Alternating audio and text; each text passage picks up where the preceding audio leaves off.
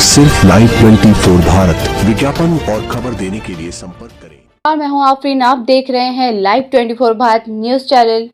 कानपुर की खास खबर, सुरेश अवस्थी जी पर पथराव करके उनकी हत्या का प्रयास। कानपुर से समूह विधानसभा प्रत्याशी सुरेश अवस्थी जी पर पथराव करके उनकी हत्या का प्रयास किया गया। ये डॉक्टर भीमराव अंबेडकर जी की संवैधानिक व्यवस्था का अपमान है और लोकतंत्र को कमजोर करने एवं सपा की अपनी संभावित हार की खींच को मिटाने के लिए कानपुर में चुनावी हिंसा का सबसे बड़ा उदाहरण है।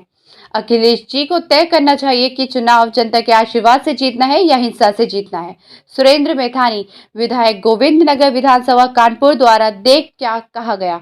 लाइव 24 भारत कानपुर नगर से नफीस खान की खास रिपोर्ट। कानपुर की सीसामऊ विधानसभा के हमारे प्रत्याशी सुरेश अवस्थी जी के ऊपर पथराव करके उनकी हत्या करने का प्रयास किया गया है।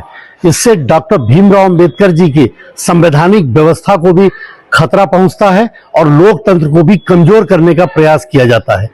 अखिलेश यादव जी को यह सुनिश्चित करना चाहिए कि चुनाव जनता के आशीर्वाद से जीतना है या हिंसा से जीतना है। जिस प्रकार से करहल में एक दलित युवती की हत्या कर देने का काम किया गया, ये लोकतंत्र के इतिहास में काले धब्बे के रूप में जीवन भर इस देश के इतिहास में दिखाई देगा।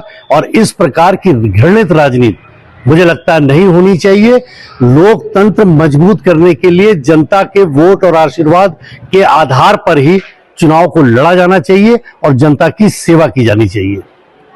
कानपुर की सीसामऊ विधानसभा के हमारे प्रत्याशी सुरेश अवस्थी जी के ऊपर पथराव करके उनकी हत्या करने का प्रयास किया गया है। इससे डॉक्टर भीमराव अंबेडकर जी की संवैधानिक व्यवस्था को भी खतरा पहुंचता है और लोकतंत्र को भी कमजोर करने का प्रयास किया जाता है।